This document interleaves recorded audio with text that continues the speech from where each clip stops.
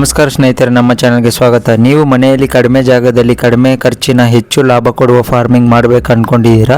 ಹಾಗಾದರೆ rabbit farming ನಿಮಗೆ golden opportunity ಆಗಿರಬಹುದು. ಆದರೆ ಸರಿಯಾಗಿ ನೋಡಿಕೊಳ್ಳುವುದಿದ್ದರೆ ನಷ್ಟ ಆಗಬಹುದು. ಸ್ನೇಹಿತರೆ, ಇವತ್ತಿನ ವಿಡಿಯೋದಲ್ಲಿ ನಾವು ರಾಬಿಟ್ ಫಾರ್ಮಿಂಗ್ ಬಗ್ಗೆ ಸಂಪೂರ್ಣ ಮಾಹಿತಿಯನ್ನು ನೋಡೋಣ. ಯಾವ ಜಾತಿ ಉತ್ತಮ ಮತ್ತು ಹೇಗೆ ನೋಡಿಕೊಳ್ಳಬೇಕು ಮತ್ತು ಯಾವ ಆಹಾರ ಕೊಡಬೇಕು ಮತ್ತು ಯಾವ ರೋಗಗಳು ಬರುತ್ತದೆ ಮತ್ತು ಲಾಭ ಹೇಗೆ ಮಾಡುವುದು ಅಂತ ಎಲ್ಲ ವಿಚಾರವನ್ನು ಈ ವಿಡಿಯೋದಲ್ಲಿ ತಿಳಿಸ್ಕೊಟ್ಟಿದ್ದೀನಿ. ವಿಡಿಯೋ ಕೊನೆಯವರೆಗೂ ನೋಡಿ.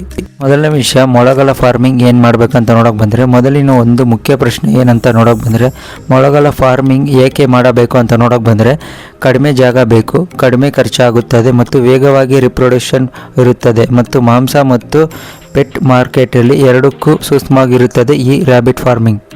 ಇವಾಗ ನಾವು ನೋಡುವಂಥದ್ದು ಬಂದು ಮೊಳಗಳ ತಳಿಗಳು, ರ್ಯಾಬಿಟ್ ಬ್ರೀಡ್ಸ್ ಯಾವ್ಯಾವುದು ಇರುತ್ತೆ ಅಂತ ನೋಡೋಕೆ ಬಂದರೆ, ಸರಿಯಾದ ಜಾತಿ ಆಯ್ಕೆ ಮಾಡೋದು ತುಂಬ ಮುಖ್ಯ ಇರುತ್ತದೆ ಇದು ರ್ಯಾಬಿಟ್ ಫಾರ್ಮಿಂಗ್ ಸಾಕಾಣಿಕೆಯಲ್ಲಿ. ಇವಾಗ ನಾವು ಫಸ್ಟ್ ನೋಡುವಂಥದ್ದು ಬಂದು ನ್ಯೂಜಿಲ್ಯಾಂಡ್ ವೈಟ್ ಅಂತಾರೆ, ಇದು ಮಾಂಸಕ್ಕೆ ಬೆಸ್ಟ್ ಆಗಿರುತ್ತದೆ. ಮತ್ತು ನೆಕ್ಸ್ಟ್ ನಾವು ನೋಡುವಂಥದ್ದು ಬಂದು ಕ್ಯಾಲಿಫೋರ್ನಿಯಾ ಅಂತ ಬ್ರೀಡ್ ಬರುತ್ತದೆ, ಇದು ಬಂದು ಫಾಸ್ಟ್ ಗ್ರೋತ್ಗೆ ಈ ಮೊಳಗಳನ್ನು ಸಾಕುತ್ತಾರೆ. ನೆಕ್ಸ್ಟು ನಾವು ನೋಡುವಂಥದ್ದು ಬಂದು ಗ್ರೇ ಜೈಂಟ್ ಅಂತಾರೆ, ಇದು ಬಂದು ಈ ಮೊಳಗಳು ಬಂದು ದೊಡ್ಡ ಸೈಜಲ್ಲಿ ದೊಡ್ಡ ಗಾತ್ರದಲ್ಲಿ ಇರುತ್ತದೆ ಈ ಮೊಳ ಸೈಜು. ನೆಕ್ಸ್ಟ್ ನಾವು ನೋಡುವಂಥದ್ದು ಬಂದು ಅಂಗೋರಾ ರ್ಯಾಬಿಟ್ ಅಂತಾರೆ, ಇದು ಬಂದು ಜಾಸ್ತಿ ಕೂದಲಿರುವಂಥ ಮೊಳಗಳಾಗಿರುತ್ತವೆ. ಇನ್ನೊಂದು ಬೆಸ್ಟ್ ಟಿಪ್ ಹೇಳ್ತೀನಿ ನೋಡಿ, ನ್ಯೂಜಿಲ್ಯಾಂಡ್ ವೈಟು ಪ್ಲಸ್ ಕ್ಯಾಲಿಫೋರ್ನಿಯಾ ತಳಿಗಳು ಬಂದು ಬೆಸ್ಟ್ ಕಾಂಬೋ ಆಗಿರುತ್ತದೆ. ನೆಕ್ಸ್ಟ್ ನಾವು ನೋಡುವಂಥದ್ದು ಬಂದು ಇದರ ಮೊಳಗಳ ಫಾರ್ಮಿಂಗಾಗಿ ಶೆಡ್ ಹೆಂಗೆ ಹಾಕೋದು ಮತ್ತು ಅದರ ಹೌಸಿಂಗು ಶೆಡ್ ಮ್ಯಾನೇಜ್ಮೆಂಟ್ ಹೆಂಗೆ ಮಾಡೋದು ಅಂತ ನೋಡೋಕೆ ಬಂದರೆ, ಈ ರ್ಯಾಬಿಟ್ಗೆ ಕ್ಲೀನ್ ಮತ್ತು ಕೂಲ್ ಎನ್ವಿರಾನ್ಮೆಂಟ್ ಇರಲೇಬೇಕು, ತುಂಬ ಮುಖ್ಯವಾಗಿರುತ್ತದೆ. ಇದಕ್ಕೆ ಬಂದು ನೀವು ಗೂಡು ಥರ ಸೆಟಪ್ ಮಾಡ್ಬೋದು ಮತ್ತು ಗಾಳಿ ಸರಿಯಾದ ಹೋಗಿ ಬರಬೇಕು, ಅಂದರೆ ಗಾಳಿ ಆಡಬೇಕು ಚೆನ್ನಾಗಿ ಮತ್ತು ಡೈರೆಕ್ಟ್ ಸನ್ಲೈಟಲ್ಲಿ ಈ ಗೂಡುಗಳನ್ನು ಇಕ್ಕಲೇಬಾರ್ದು. ಮತ್ತು ನೆಲ ಬಂದು ಒಂಥರ ಸ್ವಲ್ಪ ಹೈಟಾಗಿರೋ ಥರ ನೀವು ಗೂಡು ಇರಬೇಕು, ಏನಕ್ಕಂದರೆ ಅದರ ಇದಿರುತ್ತಲ್ಲ, ಅಂದರೆ ಯೂರಿನ್ ಅದೆಲ್ಲ ಬೀಳುತ್ತಾ ಇರುತ್ತಲ್ಲ, ಅದೆಲ್ಲ ಬಂದು ಸ್ವಲ್ಪ ವೆಟ್ಟಾಗಿರುತ್ತಲ್ಲ, ಅದು ಬಂದು ಜಾಸ್ತಿ ಸ್ಮೆಲ್ ಬರುತ್ತದೆ. ಅದಕ್ಕಂತ ನೀವೊಂದು ಕ್ಲೀನಾಗಿ ದಾರಿ ಮಾಡಿ ಅದು ಆಚೆ ಹೋಗೋ ಥರ ಮಾಡಿಬಿಡ್ಬೇಕು. ಈ ಮೊಳಗಳ ಸಾಕಾಣಿಕೆಯಲ್ಲಿ ಬಂದು ಟೆಂಪ್ರೇಚರ್ ಬಹಳ ಮುಖ್ಯವಾಗಿರುತ್ತದೆ. ಎಷ್ಟಿರಬೇಕಂತ ನೋಡೋಕೆ ಬಂದರೆ 15 ಡಿಗ್ರಿ ಸೆಲ್ಸಿಯಸ್ಸಿಂದ 25 ಡಿಗ್ರಿ ಸೆಲ್ಸಿಯಸ್ ತನಕ ಇರ್ಬೋದು. ಸ್ನೇಹಿತರೆ, ಈ ಮೊಳ ಸಾಕಾಣಿಕೆಯಲ್ಲಿ ಬಂದು ನಿಮಗೆ ಆ ಮೊಳ ಇರುವ ಜಾಗ ಬಂದು ಜಾಸ್ತಿ ಹೀಟ್ ಆಗಿದ್ದರೆ ಈ ಮೊಳಗಳು ಬಂದು ಸ್ಟ್ರೆಸ್ ಆಗಿ ಊಟ ಬಿಡುವ ಚಾನ್ಸಸ್ ಇರುತ್ತದೆ. ನೆಕ್ಸ್ಟ್ ನಾವು ನೋಡುವಂಥದ್ದು ಬಂದು ಫೀಡಿಂಗ್ ಅಂತಾರೆ, ಅಂದರೆ ಆಹಾರಗಳು ಏನೇನು ಕೊಡ್ಬೋದು ಈ ಮೊಳಗಳಿಗೆ ಅಂತ ನೋಡೋಕೆ ಬಂದರೆ, ರ್ಯಾಬಿಟ್ ಫೀಡಿಂಗ್ ಬಂದು ಸಿಂಪಲ್ ಆದರೆ ತುಂಬ ಇಂಪಾರ್ಟೆಂಟ್ ಆಗಿರುತ್ತದೆ. ಫಸ್ಟು ನಾವು ನೋಡುವಂಥದ್ದು ಬಂದು ಗ್ರೀನ್ ಗ್ರಾಸ್, ಅಂದರೆ ಹಸಿರು ಹುಲ್ಲು, ನೈಪೇರ್ ಬರುತ್ತೆ, ಇಲ್ಲಾಂದರೆ ಲೂಸ್ನಿ ಅಂತ ಬರುತ್ತೆ, ಆ ಹುಲ್ಲುಗಳನ್ನು ಕೊಡ್ಬೋದು. ಮತ್ತು ತರಕಾರಿಗಳು, ಕ್ಯಾರೆಟ್ ಮತ್ತು ಇದು ಎಲೆಕೋಸು ಬರುತ್ತಲ್ಲ ಅದು ಕೊಡ್ಬೋದು. ಮತ್ತು ಅದು ಬಿಟ್ಟರೆ ಇದು ರ್ಯಾಬಿಟ್ ಪೆಲೆಟ್ಸ್ ಅಂತ ಬರುತ್ತಲ್ಲ, ಮೊಳಗಂತಾನೆ ಪೆಲೆಟ್ಸ್ ಬರುತ್ತೆ, ಅದು ಬಂದು ಕೊಡೋದ್ರಿಂದ ಬಂದು ಬ್ಯಾಲೆನ್ಸ್ ಡಯಟ್ ಆಗಿರುತ್ತದೆ ಅದಕ್ಕೆ. ಮತ್ತು ಶುದ್ಧವಾದ ನೀರು ಯಾವಾಗಲೂ ಇರೋ ಥರ ನೋಡ್ಕೊಬೇಕು. ಮತ್ತು ಏನೇನು ಆಹಾರಗಳು ಅವಾಯ್ಡ್ ಮಾಡಬೇಕಂತ ನೋಡೋಕೆ ಬಂದರೆ, ಜಾಸ್ತಿ ನೀರಂಶ ಇರುವಂಥ ಆಹಾರಗಳು, ಅಂದರೆ ಜಾಸ್ತಿ ವೆಟ್ಟಾಗಿರೋ ಫುಡ್ಡು ಮತ್ತು ಸ್ಪಾಯ್ಲ್ಡ್ ಅಂದರೆ ಕೆಟ್ಟೋಗಿರೋ ಊಟಗಳನ್ನು ಯಾವುದೇ ಕಾರಣಕ್ಕೂ ಈ ಮೊಳಗಳನ್ನು ಕೊಡಬಾರ್ದು. ಈ ಮೊಳ ಸಾಕಾಣಿಕೆಯಲ್ಲಿ ಬಂದು ನಿಮಗೆ ಗಮನಿಸಬೇಕಾದ ವಿಷಯಗಳು ಏನಂತ ನೋಡೋಕೆ ಬಂದರೆ, ಈ ಮೊಳಗಳಿಗೆ ಬಂದು ತಪ್ಪಾದ ಆಹಾರ ಕೊಟ್ಟರೆ ನಿಮಗೆ ಬಂದು ಅದಕ್ಕೆ ಡಯರಾ ಬಂದು ಸಾಯಲು ಚಾನ್ಸಸ್ ಇರುತ್ತದೆ.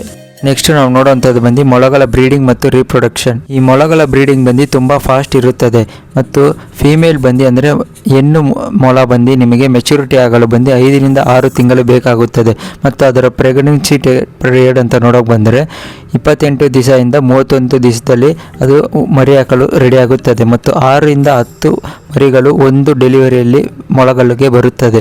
ಮತ್ತು ಈ ಮೊಳಗಳ ಬ್ರೀಡಿಂಗಲ್ಲಿ ಬಂದು 1 ವರ್ಷಕ್ಕೆ ಬಂದು 5 ರಿಂದ 6 ಸಲ ಬ್ರೀಡ್ ಆಗಲು ಚಾನ್ಸಸ್ ಇರುತ್ತದೆ. ಮತ್ತು ಇನ್ನೊಂದು ಗಮನಿಸಬೇಕಾದರೂ ಏನಂತ ನೋಡೋಕೆ ಬಂದರೆ, ಈ ಮೊಳ ಬ್ರೀಡಿಂಗಲ್ಲಿ ಬಂದು ಪ್ರಾಪರ್ ಕೇರ್ ಇದ್ದರೆ ಮಾತ್ರ ಅದರ ಮರಿಗಳನ್ನು ಸರ್ವೈವ್ ಮಾಡಿ, ಅಂದರೆ ಕಾಪಾಡಿಸ್ಬೋದು. ಇಲ್ಲಾಂದರೆ ನೀವೇನಾದ್ರು ಕೇರ್ ಕೊಡೋಕ್ಕಾಗಿಲ್ಲ ಅಂದರೆ ಆ ಮರಿಗಳನ್ನ ಸಾಯಿಸೋಕ್ಕೆ ಚಾನ್ಸಸ್ ಇರುತ್ತದೆ. ಮತ್ತು ಅದು ಚಿಕ್ಕ ಮರಿಯಾಗಿರೋದ್ರಿಂದನೂ ಅದು ಬೇಗ ನೀವು ಪ್ರಾಪರ್ ಕೇರ್ ಏನಾದ್ರು ಕೊಟ್ಟಿಲ್ಲ ಅಂದ್ರೂ ಸತ್ತೋಗೋಕ್ಕೆ ಚಾನ್ಸಸ್ ಇರುತ್ತದೆ.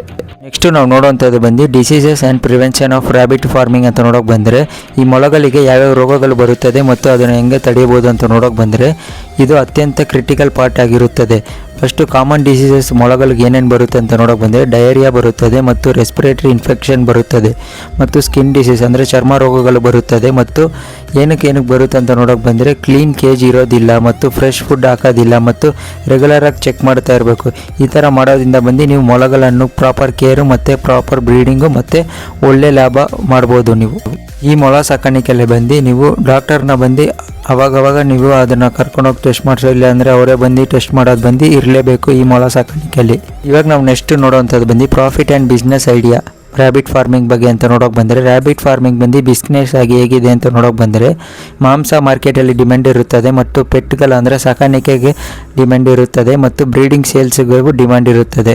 ನೀವು ಫಸ್ಟ್ ಬಂದು 10 ಮೊಲದಿಂದ ಸ್ಟಾರ್ಟ್ ಮಾಡಿದರೆ 6 ತಿಂಗಳಲ್ಲಿ ಒಳಗೆ ನಿಮಗೆ 50+ ಮೊಲಗಳು ಬರುತ್ತದೆ, ನಿಮಗೆ ಪಾಸಿಬಲ್ ಇರುತ್ತದೆ ಮತ್ತು ಅದು ರೀಪ್ರೊಡ್ಯೂಸ್ ಆಗಿ ಜಾಸ್ತಿ ಆಗುತ್ತದೆ. ಮತ್ತು ಈ ಮೊಲ ಸಾಕಾಣಿಕೆ ಬಂದು ಸರಿಯಾಗಿ ಮ್ಯಾನೇಜ್ ಮಾಡಿದರೆ ಇದು ಸೈಡ್ ಇನ್ಕಮ್ ಅಲ್ಲ, ಫುಲ್ ಟೈಮ್ ಬಿಸ್ನೆಸ್ ಆಗಬಹುದು ನಿಮಗೆ.